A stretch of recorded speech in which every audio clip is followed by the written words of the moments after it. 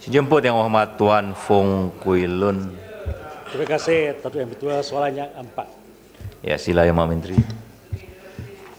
Tuan Yang Ketua, izinkan saya menjawab soalan ini bersekali dengan 27 soalan yang lain kerana kesemuanya ada kaitan. Ya, sila Yang Hormat. Termasuk hari ini sahaja Yang Berhormat Bukit Bintang, Tanah Merah, Gombak, Rasah, Seremban, Petaling Jaya Selatan, Kelana Jaya dan Sandakan. 10 Jun Yang Berhormat Kota Baru, Seremban, Petaling Jaya Selatan, Nimbung Tebal. 11 Jun Yang Berhormat Seremban, Pokok Sena, Kuala Kedah, Lanang, Titi Wangsa. 16 Jun Yang Berhormat Pengerang, Shah Alam, Gombak, Taiping, Lenggong. Dan 17 Jun Yang Berhormat Kota Raja, Bakri, Dungun. Dan 18 Jun Pasir Putih dan Raub. Sila Yang Hormat. Terima kasih.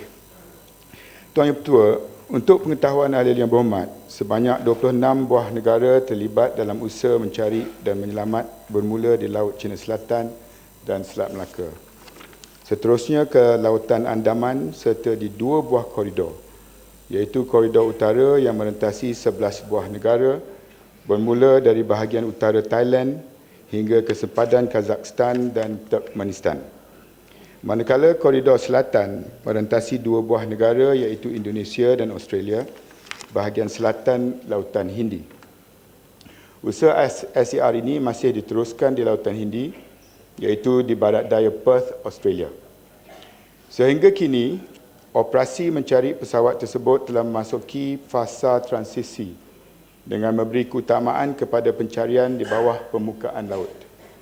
Operasi mencari pesawat menggunakan kapal udara telah ditangguhkan sementara waktu dan pada masa yang sama, sebuah pesawat P3 Orion milik Australia ditempatkan di dalam keadaan bersiap sedia atau on standby dengan izin di Perth bagi membolehkan tindakan segera dilaksanakan sekiranya berlaku sebarang pertemuan pesawat atau serpihan.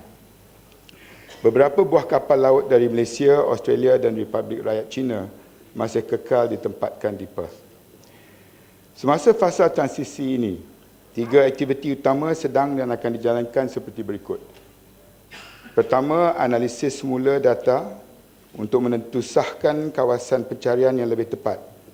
Analisis ini akan dijalankan oleh kumpulan pakar bersama-sama dengan Inmarsat. Kedua, menjalankan bathymetric survey dengan izin yang melibatkan kerja-kerja mapping dasar laut. Ini akan membolehkan pencarian menggunakan aset-aset AUV atau Autonomous Underwater Vehicle dengan izin yang mempunyai keupayaan tertentu dapat dilancarkan dengan berkesan dan dengan selamat. Ketiga, memperoleh perkhidmatan aset-aset terkini yang mempunyai keupayaan side scan sonar bagi mencerap keseluruhan kawasan pencarian laut dalam yang telah pun ditetapkan. Kerajaan akan meneruskan operasi pencarian pesawat MAS MH370. Tuan Yang Ketua, mengenai aset yang digunakan untuk operasi SAR ini bermula dari 8 Mac 2014 hingga sekarang. Ianya melibatkan aset-aset dari 26 buah negara yang terdiri daripada 89 buah pesawat udara, 80 buah kapal laut, beberapa satelit, kapal selam dan sebuah Autonomous Underwater Vehicle. SAR MH370 ini merupakan SAR yang terbesar dalam sejarah dunia. Sehingga kini, kos operasi SAR telah ditanggung sendiri oleh negara-negara yang terlibat. Dan di dalam Dewan Yang Mulia ini, saya bagi pihak kerajaan, rakyat Malaysia dan juga keluarga penumpang ingin merakamkan terima kasih kami yang tak terhingga kepada negara-negara yang telah menyumbang dan bersama-sama dengan kita. Tuan Yang Ketua, berkenaan dengan kos bayaran pampasan kepada waris mangsa MH370, sebuah jawatankuasa Next of Kin NOK yang dipengusikan oleh Yang Berhormat Timbalan Menteri Luar Negeri telah ditubuhkan pada 5 April 2014 khusus untuk melihat urusan berkenalan keluarga waris termasuk berkenaan dengan insurans yang mana ianya berpandukan kepada Montreal Convention 1999. Syarikat Penerbangan Malaysia MAS telah memulakan usaha rundingan mengenai tawaran bayaran pampasan pendahuluan kepada setiap waris mangsa MH370. Bagi menghormati perasaan dan menjaga keselamatan waris mangsa MH370, pihak MAS tidak bercadang mendedahkan butir-butir perbincangan kepada umum. Segala butir mengenai pampasan adalah di antara pihak MAS, waris mangsa MH370 dan peguam yang dilantik oleh waris. Untuk makluman ahli-ahli yang berhormat juga, Kerajaan Malaysia pada 25 April 2014 telah menumbuhkan satu pasukan penyiasat antarabangsa bagi menyiasat punca kemalangan udara pesawat MAS MH370 ini. Pasukan penyiasat ini telah turut dianggotai oleh accredited representatives dengan izin daripada Amerika Syarikat, daripada United Kingdom, daripada Australia, daripada China, daripada Perancis dan 2 negara anggota ASEAN iaitu Singapura dan Indonesia. Kesemua anggota pasukan penyiasat yang terpilih adalah dilantikkan berdasar kepakaran mereka. Jawatankuasa ini akan mengeluarkan satu laporan penuh berhubung hasil siasatan ini termasuk syur penambahbaikan bagi keselamatan penerbangan awam di seluruh dunia. Dapatan hasil daripada laporan tersebut akan digunakan oleh Kerajaan Malaysia, malah akan digunakan oleh seluruh dunia di dalam bidang penerbangan dalam membuat penambahbaikan secara holistik terhadap industri penerbangan awam dan juga penerbangan yang menyentuh kepada keselamatan dan ketenteraan dunia. Semua pihak seluruh dunia akan mengambil tindakan penambahbaikan berdasarkan syur-syur dan apa yang telah kita temui daripada jawatan kuasa penyiasat dan pakar-pakar yang telah membantu kita. Tuan Yang di-Pertua, susulan dari insiden kehilangan MH370, soal keselamatan lapangan terbang telah menjadi keutamaan semua pihak di negara kita. Lebih-lebih lagi apabila kita mendengar berita yang terkini di Karachi pagi tadi. Malah peraturan-peraturan berhubung isu keselamatan di lapangan terbang di negara kita adalah sentiasa dan perlu sentiasa mengikut piawaian antarabangsa yang ditetapkan di bawah Annex 17 Aviation Security, International Civil Aviation Organization, ICAO. Berdasarkan kepada syur-syur daripada pasukan penyiasat, kelak akan tetap meningkatkan tahap keselamatan di semua lapangan terbang dengan menempatkan peralatan yang lebih canggih di masa-masa yang hadapan. Terima kasih. Yang Berhormat Bukti Bintang. Terima kasih Datuk Yang di-Pertua soalan tambahan.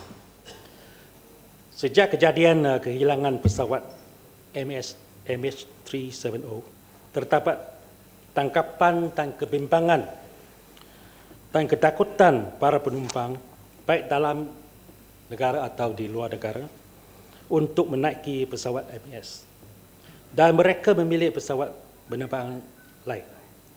Saya ingin tahu sejak manakah MAS dan kementerian yang berhormat telah berusaha untuk memulihkan keyakinan orang ramai dan berapakah anggaran kehilangan pelanggan MAS berikutan kejadian ini berbanding sebelumnya, dan mengapakah kerajaan teragak-agak mengambil tindakan segera seperti ditakwah oleh kerajaan China sebagai susuran setelah Radar Kawalan mendapati pesawat MH370 melencong dari laluan asar dan terus berputus hubungan.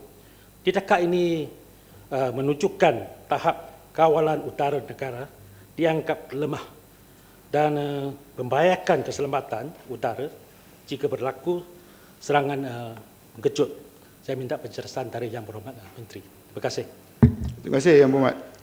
Yang penting ialah untuk kita memahami bahawa apa yang kita hadapi sekarang merupakan satu perkara yang unprecedented dan ingin diketahui oleh dunia, industri penerbangan dan juga pihak keselamatan dan ketenteraan global. Dan yang paling penting daripada menjawab soalan-soalan dan juga perkara-perkara yang mungkin berubah mengikut masa dan musim. Yang penting sekarang ialah kita mewujudkan struktur. Struktur untuk memastikan apa jua maklumat dan lead yang kita terima akan disiasat dan tanpa menyembunyikan, sekiranya tidak menjejaskan operasi dan tidak menyentuh kepada emosi dan perasaan warga, keluarga, penumpang ianya tidak kita teragak-agak dan telah pun dibuktikan sebelum ini untuk didedahkan kepada halayak orang ramai. Sebab itu di Malaysia kita telah mewujudkan 4 jawatan kuasa di peringkat kementerian. Satu di bawah Kementerian Luar dipimpin oleh timbalannya Datuk Hamzah Zainuddin melihat kepada hal ehwal yang berhubung kait dengan keluarga NOKs. Keduanya berhubung kait dengan deployment of assets dengan izin. Aset-aset yang digunakan di peringkat awal, data dan maklumat yang kita terima dan aset-aset yang akan digunakan dalam fasa baru ini. Dan ini dipimpin oleh Datuk Rahim Bakri di bawah Mendef. Ketiganya berhubung kait dengan pakar-pakar. Ini melibatkan pakar daripada seantero dunia. Daripada NTSB US, daripada AAIB, daripada CAC, daripada China, Inmarsat, Boeing, Rolls-Royce, Airbus. Semua ini di bawah MOT, Kementerian Pemangkutan, dan diketuai oleh timbalan menteri kita, Datuk Aziz Kaprawi. Dan akhir sekali liaison, iaitu di bawah Kementerian Komunikasi dan Multimedia yang akan mengikat apa jua rangkaian yang kita wujudkan di luar negara kita selain daripada 4 jawatan kuasa tadi. Dan di luar negara kita, 10 negara ASEAN secara terus terang dan juga secara jelas, secara bertulis dengan satu pendirian bersama akan menyokong penuh, terus menyokong penuh carian kita ini. FPDA, Five Nations Defence Arrangement, yang melibatkan UK, Australia, Singapura, Malaysia dan juga New Zealand juga telah membuat pendirian yang sama. Tetapi yang lebih penting ialah Tripartite Agreement, perjanjian dan persefahaman di antara Australia, China dan Malaysia untuk bersama-sama melihat ke hadapan dalam kesemua 4 aspek tadi. Dan satu delegasi tinggi yang akan diketuai oleh keempat-empat timbalan menteri ini akan ke Canberra esok dan kemudian ke Beijing untuk melihat kepada kesemua perkara-perkara yang dibangkitkan tadi supaya ianya dapat diterangkan kepada orang ramai, dan apabila diterangkan ia tidak merupakan sesuatu hak milik dan juga tanggungjawab amanah Malaysia sahaja, tapi sekurang-kurangnya 3 daripada Tripartite Agreement yang kita nak buat, 5 daripada FPDA, 10 daripada ASEAN.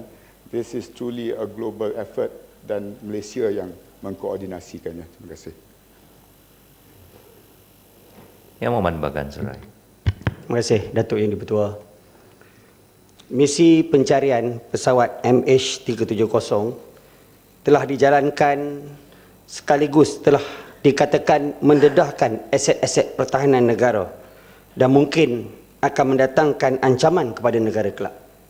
Soalan saya, sejauh manakah kebenaran ini dan apakah strategi yang dirangka oleh kementerian bagi mengatasi masalah ini? Terima kasih.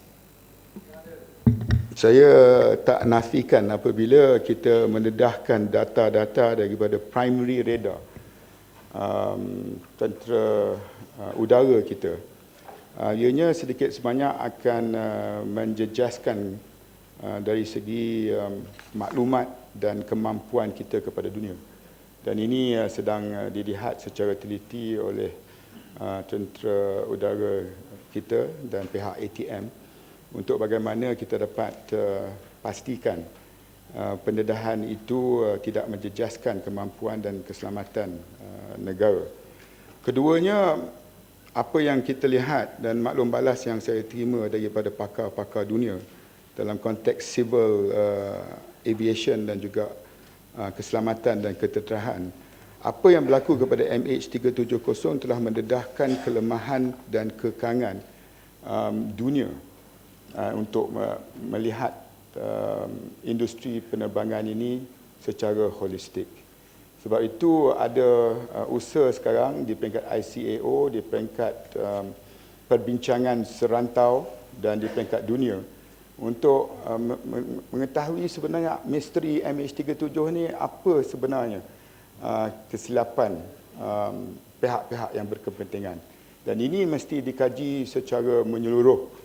Dan baru-baru ini kita semua telah pun melihat sendiri dokumentari oleh Discovery Channel yang telah menyatakan bahawa memang ada kekangan dalam industri penerbangan dunia bukan sahaja dalam konteks ketenteraan negara kita, tetapi hubungannya dengan satelit, hubungannya dengan primary, secondary radar, hubungan militeri dengan civil aviation, itu tak termasuk lagi black box, ping teknologi bila nak buat carian. Itu semua mesti dikaji semula dan itulah mungkin hikmah daripada tragedi MH370.